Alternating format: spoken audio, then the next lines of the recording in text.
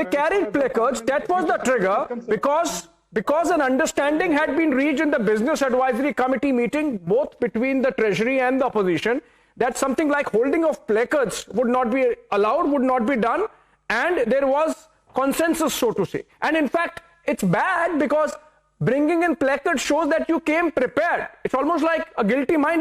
You came. It's evidence that you came prepared to disrupt, and that's why the government had to take the kind of action they took.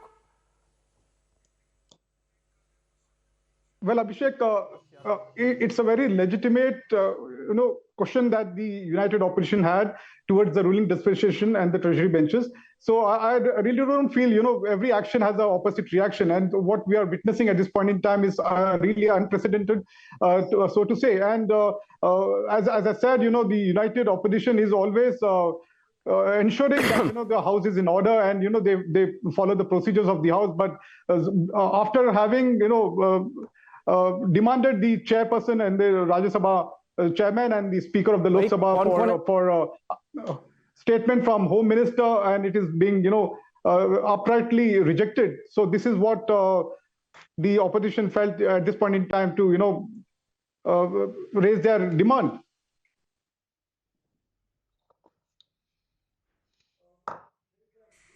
Okay, it's not very convincing. It's not very convincing, but still, let me take this to Tom Vadakkan because he represents the ruling party and the dispensation. Mr. Vadakkan, you think this is the best way out?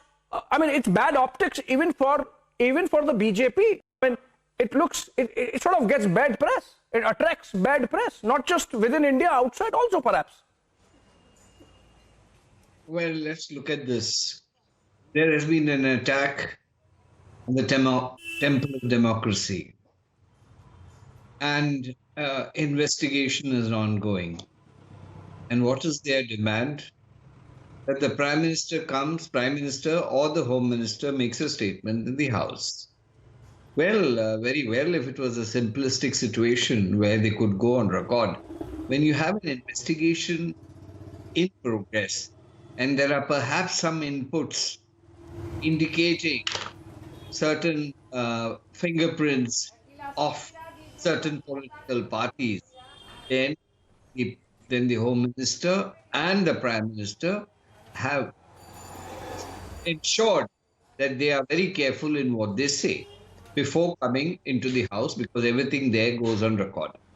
Now, if there is the situation, what is the objective of the opposition? They want to create a narrative. And what is this narrative? They wanted to create a narrative that the Prime Minister is not speaking, the Home Minister is not speaking.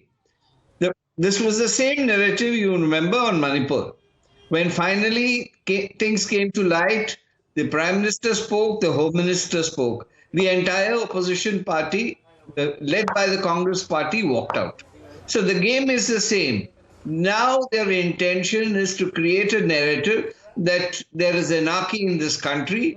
And if there are footprints or fingerprints of these opposition parties and that comes on record, it will be very extremely disturbing for them, especially during an election year. So the Prime Minister and the Home Minister is maintaining due caution for making any pronouncements in the House. So let us wait for the investigation to be complete. Now, as to the question of suspension, this is a self-invited blue card situation. When you play football, you suspend people because they have, not gone by the rules. Here, the situation is who or somebody has taken a decision that you violate the laws of Parliament. Playing football versus parliamentary democracy?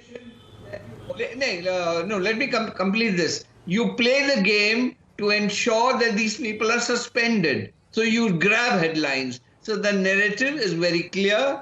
They want to create a situation. They wanted to create a situation. There is anarchy in this country. When an investigation process, you need to, and especially when it is a sensitive issue, as Parliament, you should all cooperate. Instead, when the games are being played of getting out of Parliament and grabbing headlines. This just won't do. People of India have grown matured, have matured out, and they know exactly what this game is.